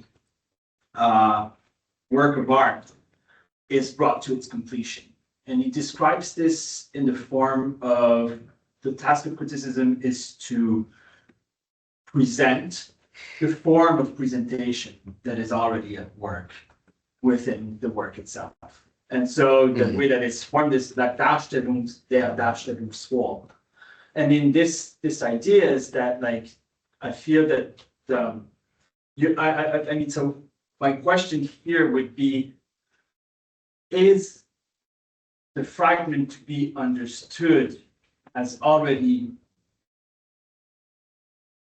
presentation of the presentation, in which like it's kind of like it fully internalizes this gesture, or is it a mode of presentation through which the multiplicity fragment, therefore, opened to the question of the presentation of the form of presentation, while not necessarily responding to the task of the critique. Maybe I can clarify like why I'm asking this question is it relates to finally this point of incomprehensibility, right? How external is it to the form of presentation, or how much the fragment can be also read as an attempt to internalize this point of the incomprehensibility. Can you re-articulate for me? I just want to make sure I understand you correctly. The distinction between presentation and the form of presentation. Well, and here maybe this is where like my reading of the Romantics is really not sufficient. But the way I think is that like for a work of art presents itself to its form, right? It has a form of presentation. Yes. Right? But that this form of presentation is not always transparent in the work itself. It has a regime of opacity, of a moment of the encounter that you don't fully understand, and etc. The task of critique is to present that aspect precisely, right? Like the incomprehensibility, that which resists the presentation. Exactly. And so that brings the work to its completion, right? Yes. Okay, I understand. And so I feel that it's my understanding, maybe stemming more from Benjamin than Damas and Heidegger and Lamarck, would be that the form of the fragment is already a way, it's like the form of presentation that tackles the problem of that form of presentation, right? It's like kind of this attempt to, and maybe read the subtext here, I'm bringing this on the side of Hegel in a certain way. So I'm trying to see where the dial is posited. I mean, your question bears upon, okay, so the reception of the work, as does Augustine's as well. But and it, it's also very proximate to Adorno in some ways. The fragment is a very complicated instance of this problem because, of course, the fragments they are often themselves works of art criticism. That is to say, they are, discussions of artworks, and they are themselves sort of judgments about artworks, and then they are also arguably, they constitute a work of art. That is to say, literature, at the same time as they enact this sort of strange synthesis of literature and philosophy, which one might call something like critical theory, but in a different sort of mode. So I would say, that is to say, on the one hand, your question bears upon Schlegel's practice of the fragment in relation to what he's writing about, but on the other hand, it bears upon our reception of Schlegel and of the Athenaeum group more broadly. So this paper itself is an attempt at the kind of criticism you're discussing, because Schlegel, of course, says many things about the fragments. I don't necessarily find any of them fully adequate to a theory of the fragment, which I'd begin to sketch here. And of course, the work of, obviously, Jean-Luc Nancy, Leclerc Labarthe, Hamaker, above all, has been very important to the way that I think about these things. But I don't really know that I exactly agree with any of them either, or the way that I'm basically viewing the fragment as a new form of the Cartesian, cogito. And this itself is perhaps a little odd, but I do think that's what's at issue, and that's why I position it in relationship to first philosophy. But so I am attempting a sort of clarification of the incomprehensibility of the Athenaeum, which you cannot do point by point. That is to say, I'm not going through all the fragments and offering an interpretation. I'm offering a global theory, and that they, of course, are designed to resist that in many ways. So whether that's possible is itself a good question. But I would say, in terms of this sort of concept of criticism aspect of them, I mean, yeah, I think that's also how I understand, in a sort of Adornian way, the task of criticism, which is to actually, you can also position it in sort of demonian terms. Because it's precisely that, Pierre Macherey, and I've written about this in an article on Baudelaire, which is also in my forthcoming book on Baudelaire.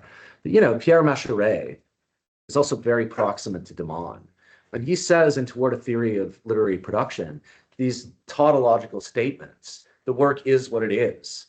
The task of the critic is not to interpret, but to show that the work is what it is. So these tautologies, and you ask yourself, well, what could this possibly mean? But if you just think about the way that Demon reads, for example, so at the end of just the famous example, at the end of Yeats's Among School Children, we get the line, the conclusion of the poem that Demon deals with in Semiology and Rhetoric, where it's like, how can we know the dancer from the dance? And so his point is that if we read that sentence grammatically, that question grammatically, it's a genuine question. Like, we ought to be able to. How do we do it? If we read it rhetorically, it's a rhetorical question, right? Where it's like, you can't tell the dancer from the dance. And so the meaning of the statement is undecidable. But the point of this mode of reading, which is called deconstructive, is not then that we're faced with this absolute indeterminacy. Rather, we're faced with the absolute determinacy of the text. We have displayed what the text is. That is to say, we have displayed that the text cannot be turned into something else, that it is not, through an act of interpretation, that it resists that kind of reduction to one meaning rather than another. That is, it really is what it is. That's the form of the work.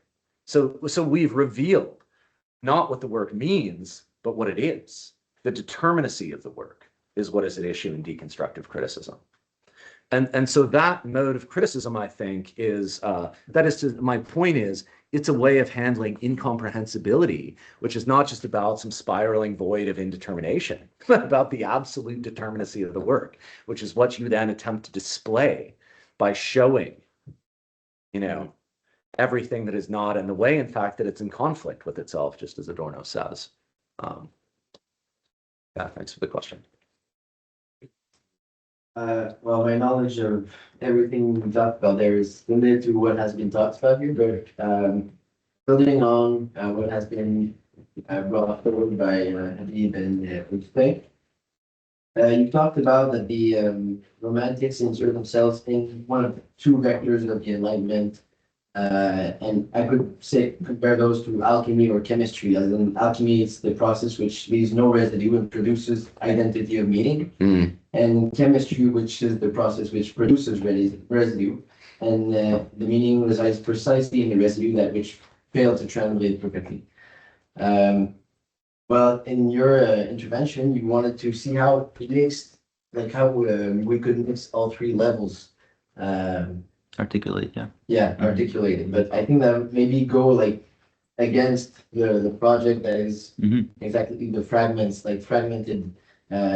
Like to think all of them coherently, as you said, maybe goes against the that which tries to emulate each and every fragment. So how could we think both? Like, how can we coherently think that we have to think what is in the text, what is presented, and also what needs to be like melted together, let's say. So yeah, the coherence of the whole project. Yeah, I think this is okay. I mean, I think that it's okay that the relation of all the fragments to one another, let's say, is not systematic, as Schlegel, and he says it's equally a problem to have a system or not to have a system. Schlegel does not have a system. He's not a systematic philosopher or thinker. And so the relationship between all the fragments does not, as it were, add up to a totality. That's fine. But I think that we can still have a systematic theory of the fragment, of the way in which and why and what the significance is of the fact that it doesn't add up to a totality, and that it's a sort of exposure of exteriority and a working upon non-identity. and from non-identity. So I think there's no paradox there. That itself is not ironic, I would say. Just like with that point of incomprehensibility, you can know that it's there. You can actually understand the way that it structures the field of sociality, that is something like the symbolic order. But that doesn't mean you have to clarify its contents absolutely. You have to be able to situate it. And so I think that is sort of the work of theory. That is, as we know from 20th century mathematics, it's possible to have a very, very systematic theory of that which is indeterminate or undecidable, et cetera. So these things are, formalism actually handles that much better than anything else. The point is not just to be like, it's undecidable, we don't know, but to work on that. And, but I think that Schlegel's own task is to produce it, and one of the ways that he produces this problematic, let's put it that way, is by producing all kinds of conflicting statements about it, right? Which then can result in extremely sort of dismissive readings like Hegel's, where, to be fair to Hegel, he's not even really talking about Schlegel's texts. He's talking about a kind of attitude or cultural style that he takes to have stemmed from Schlegel, right? He's like, all these people were blathering about it before, and now they're blathering about it again. He's just annoyed by what people are like. He's annoyed by, as it were, the effects of romanticism, just like I might be annoyed by the effects of deconstruction. But if I go back to the texts, they in no way, necessarily lead to those effects. Their implications are quite different.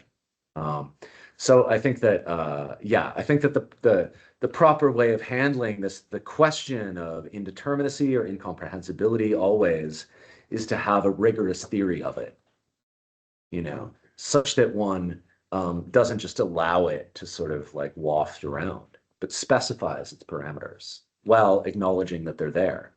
And not acknowledging that they're there itself, in my opinion, results in highly irrational attempts at like a totalization of linguistic transparency, et cetera. And that's what I see in Hamaker, a sort of ignorance, in fact. Not Hamaker, I'm sorry, Habermas. Yeah.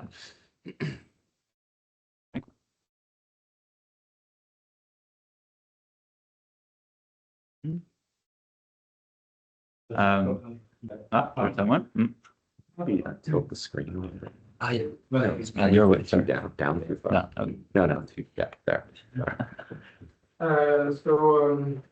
My question is, how do you go from irony as you said, as engaging with the repressed as that which exposes determinacy within indeterminacy, to irony as we know it today, as cool detachment, as that which perfects inertia within a politically predetermined society? Mm-hmm. Okay, well, that's exactly what Hegel's talking about. So Hegel is talking about irony as a subjective style.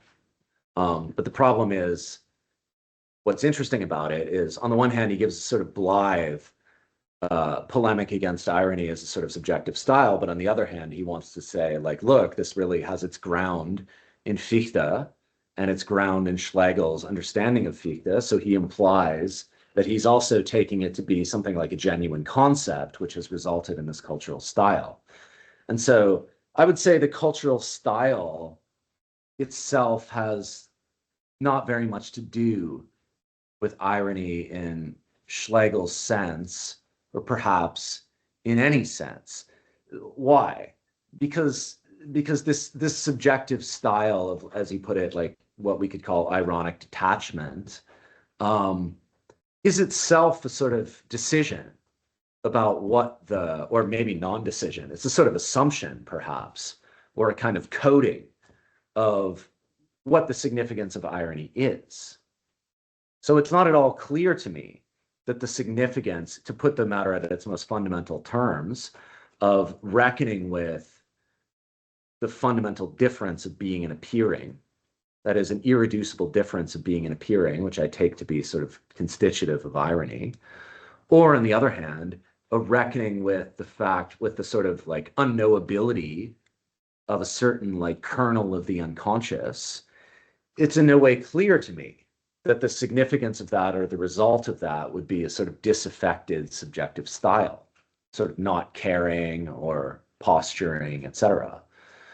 On the contrary, what I try to show with Schlegel is that he himself seems to take the significance of irony, that is, of non-identity, broadly speaking, the distinction between being an appearing or the point of incomprehensibility that produces a sort of irreconcilability of being an appearing.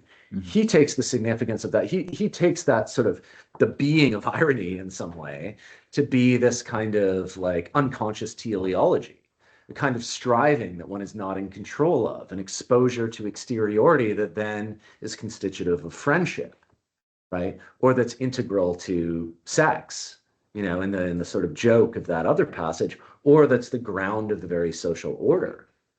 So if one acknowledges that incomprehensibility, that a point of incomprehensibility that must be left in the dark is the ground of the social order, that doesn't entail then that one doesn't care and affects sort of, has a kind of disinterested style.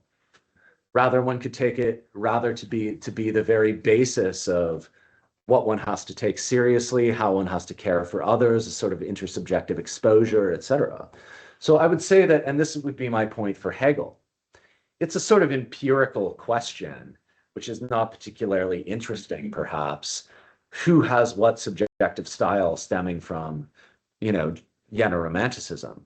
And indeed, Hegel himself is like absolutely absurd on this question. He basically blames Novalus's death from tuberculosis on him being a beautiful soul. That is to say, on his like disengagement from the actual, etc., that this results in a kind of weakening of the dissolution of the individual. Whereas, of course, we know that Novalis was a mining engineer, and was like completely engaged with what Hegel calls the actual. And even, his famous love affair indicates a sort of like obsessive commitment, that, so these things don't make any sense. And again, it's like Hegel is just mad as we tend to get. But my point is the question of what irony is and the question of what subjectivity it might then inspire is, I think, quite an indeterminate question. Right, because the point of non-identity can entail detachment, since... Sure, it can, but so could many other things. Actually, Hegel doesn't seem to conceive of it as a point of identity, non-identity. He conceives of irony, right, as stemming from the absolute proposition of the identity of the I, which is therefore lord and master over everything. So for Hegel, it's exactly the opposite. I just think he's wrong about what he calls the ground of irony. So I try to rethink that. But he himself shows, in relation to what you're saying, that it could go either way, Yeah. I suppose I would just say, I don't think that the subjective style is a matter that really warrants philosophical investigation. Whereas I think that what Hegel calls the ground of irony is.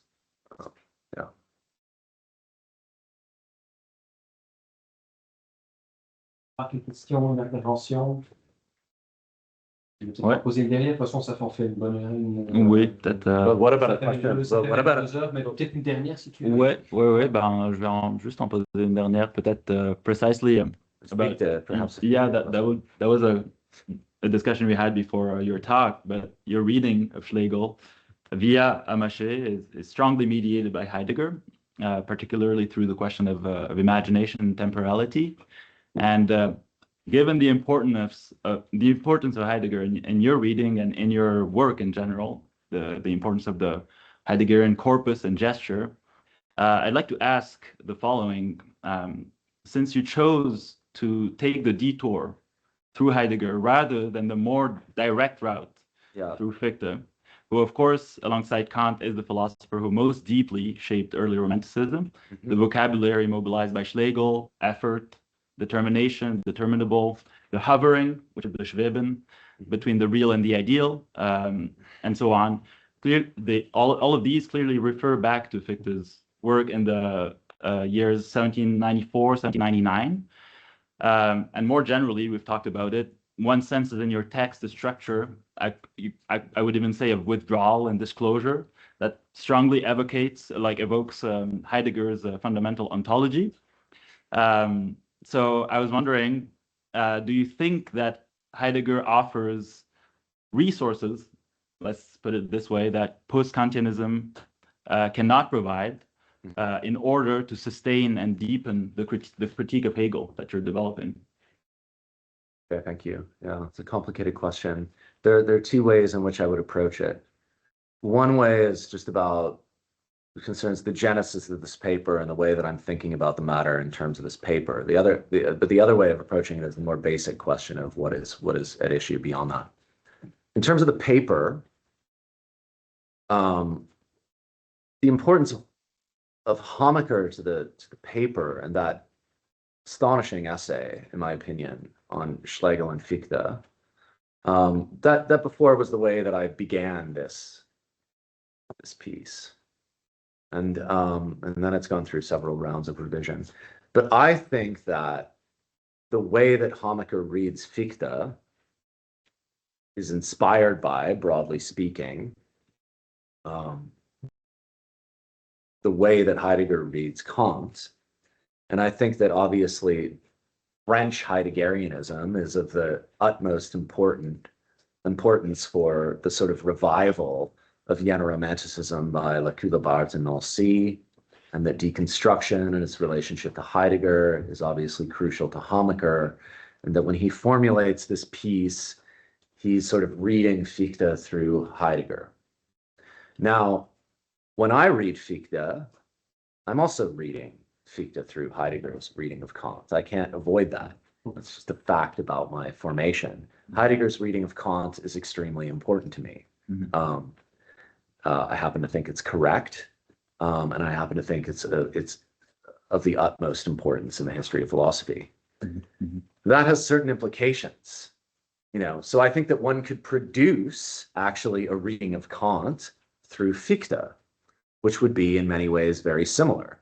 For example, a recovery of the implication, at least in the first edition of the first critique, that the imagination is the root of productive and receptive faculties. We can see this in the 1794 Wissenschaftslehre, and you could produce that kind of reading. And as I'm sure you could tell us more about, that could also come out of Maimon and other figures. So, okay. So post-Kantianism itself develops this, and undoubtedly then, on the other hand, that is a condition of possibility for Heidegger to read Kant in the way that he does, right? His readings of, I don't know actually, but probably Maimon and Fichte and Schelling. So post-Kantianism informs Heidegger's reading of Kant, just as it informs Deleuze's reading of Kant. So all of that is very complicated.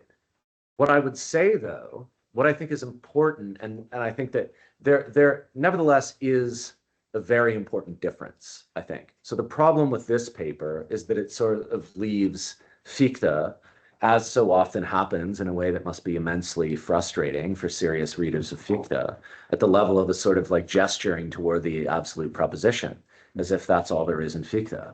Well, obviously that's not the case. And Fichte himself is one of the greatest thinkers of non-identity and of the productivity of imagination.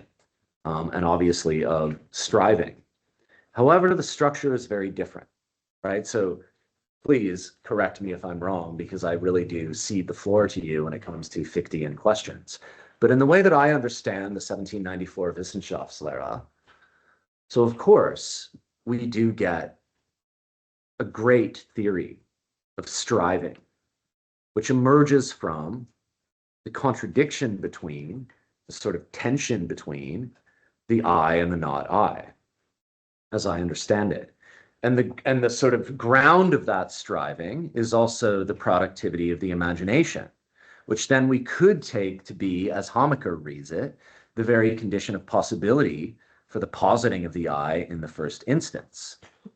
All I would say is that, so I don't want to foreclose any of that and just pretend that Fichte is a thinker of absolute identity, as if like the I equals I just means as if it were the same as the transcendental deduction. Indeed, it is a version, of the transcendental deduction of the unity of apperception. And I would say that clearly Fichte wants to rewrite Kant, beginning with, that unity. He wants to begin transcendental philosophy from the ground of that unity. Then that unity immediately encounters the not I. And from that, much is generated, which complicates and enriches the theory. All I would say is that, however, that initial positing of the I equals I on the basis of the A equals A, already in Novalis and already in Schlegel, you have a critique of the possibility of this identity, which bears in some way on the identity of, or at least on the technical sense of the term Tathandlung, and as soon as one starts to think the excess of act over fact in the first instance, okay, then one complicates that initial act of positing, from which the theory in one way or another stems. Now, maybe that is what Fichte himself is already doing. Okay, so we could think about that and read Fichte in that way, and I would be very open to that. I would only say that the existential analytic is different. The existential analytic begins with the problem, and it is indeed a considerable problem, that there is not, if you will, a transcendental unity of that perception, and that one cannot begin from the transcendental unity of that perception. And then, as Heidegger himself says and acknowledges, well, then wouldn't one just merely have volatilized the I and dispersed the subject into a kind of inconsistency and incoherence from which there is no ground of the subject at all? And so therefore the problem of the existential analytic, the whole project of the method, is to show that it is indeed possible to think the self, if you want, let's put it in his, to think Dasein, to think of the kind of beings that we are, as a synthesis, as an ungrounded synthesis that constitutes a ground as a synthesis of non-identity. Right? So that is the problem of thrownness, of anticipation, of projection, the synthesis of the ecstasies, etc. So there really well and truly is no point of positing of identity in Heidegger. And that's the whole problem, right? So I take that to be an exacerbation of the sort of like, and a thinking on sort of new methodological grounds of striving, of exteriority, etc. So I'm no doubt it has many roots in Fichte. But what's interesting to me is that already the post-Kantians are going back to the theory of imagination. Heidegger is doing that in a very powerful way. And he's showing the kind of, the analysis in the seminar of the first critique is one of the most astonishing pieces of philosophical commentary I am aware of. I mean, I don't think that I've ever read anything so rigorous as the reconstruction of this point in that seminar, not in the Kant book. Yeah. And so, he in a sense is showing where and how this problem can emerge from the revision of the critique in a way that I don't think has been attained in post-Kantianism. So that's how I view the problem. Yeah. Thank you very much. Yes, thank you. Thank you, everyone.